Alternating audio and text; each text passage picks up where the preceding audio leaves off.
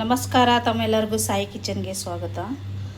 ಉಳಿದ ಇಡ್ಲಿಯಿಂದ ಹೇಗೆ ಮಾಡಿಕೊಂಡು ಸಂಜೆಯ ಸ್ನ್ಯಾಕ್ಸ್ ಆಗಿ ತಿನ್ನೋಣ.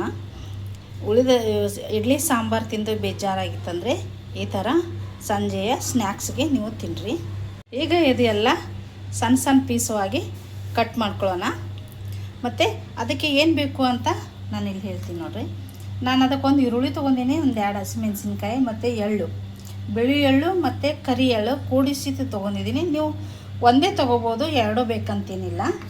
ಅದಕ್ಕೆ ಕರಿಬೇವು ತೊಗೊಂಡಿದ್ದೀನಿ ಮತ್ತು ಸ್ವಲ್ಪ ಶೇಂಗಾದ ಹಿಂಡಿ ತೊಗೊಂಡಿದ್ದೀನಿ ಮತ್ತು ಸ್ವಲ್ಪ ಕೊತ್ತಂಬರಿ ತೊಗೊಂಡಿದ್ದೀನಿ ನಾನೀಗ ನೋಡಿರಿ. ಈಗ ಇಡ್ಲಿ ಎಲ್ಲ ಸಣ್ಣ ಪೀಸಾಗಿ ಕಟ್ ಮಾಡ್ಕೊಳ್ಳೋಣ. ಇದಕ್ಕೆ ಎಣ್ಣೆ ಹಾಕೋಣ.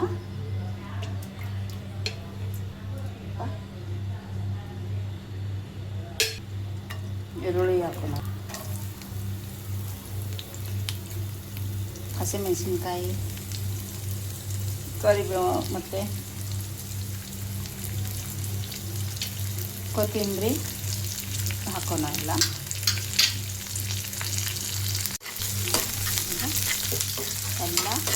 ಉಳ್ಳಿಗಡ್ಡೆಗೆಲ್ಲ ಸ್ವಲ್ಪ ಬಾಡಿದ ನಂತರ ಇದಕ್ಕೆ ಎಳ್ಳು ಹಾಕೋಣ.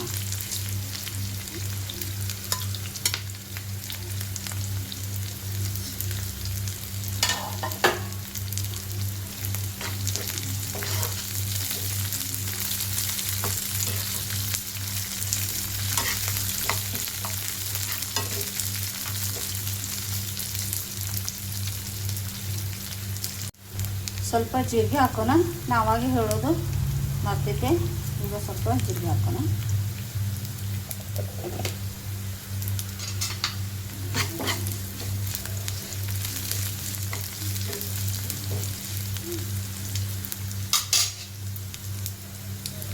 ಈಗ ಇದು ಕಟ್ ಮಾಡಿ ಇಟ್ಕೊಂಡಿರುವಂಥ ಇಡ್ಲಿ ಹಾಕೋಣ.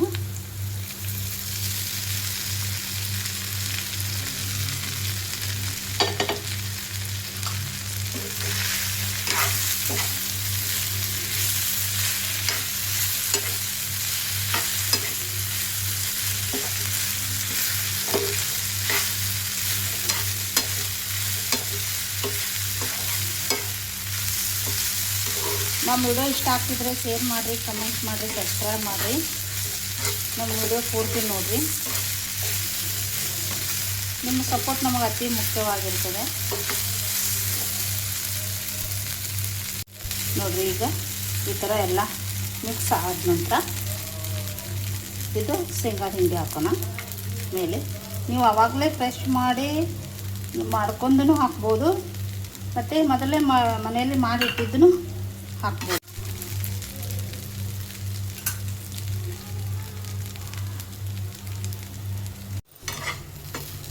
ನೋಡಿರಿ ಎಷ್ಟು ಸೂಪರಾಗಿ ಆಯ್ತಿದೆ, ಮಸ್ತಾಗಿ ಕಲರ್ಫುಲ್. ಎಳ್ಳು ಮತ್ತು ಕೊತ್ತಂಬರಿ, ಕರಿಬೇವು ಎಲ್ಲ ಸರಿಯಾಗಿ ಮಿಕ್ಸ್ ಆದ ನಂತರ ನೋಡಿ ಎಷ್ಟು ಚೆಂದಾಗಿತ್ತು ನೋಡಿರಿ.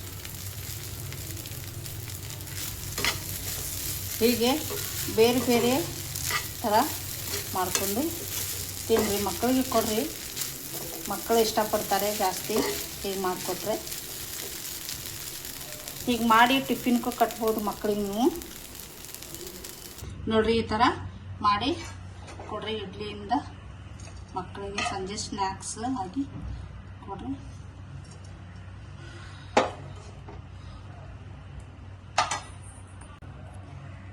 ನೋಡಿರಿ ಹೀಗೆ ಮಾಡಿ ಮಕ್ಕಳಿಗೆ ತಿನ್ನಕ್ಕೆ ಕೊಡ್ರಿ ಸಂಜೆ ಸ್ನ್ಯಾಕ್ಸ್ ಆಗಿ. ವಿಡಿಯೋ ಇಷ್ಟ ಆದರೆ ಶೇರ್ ಮಾಡಿರಿ, ಕಮೆಂಟ್ ಮಾಡಿರಿ, ಸಬ್ಸ್ಕ್ರೈಬ್ ಮಾಡಿರಿ. ನೀವು ಈ ಥರ ಟ್ರೈ ಮಾಡಿರಿ, ತಿಂದು ನಮಗೆ ಕಮೆಂಟ್ನಲ್ಲಿ ಹೇಳಿರಿ. Thank you for watching. ಮತ್ತೆ ಸಿಗೋಣ ರೀ.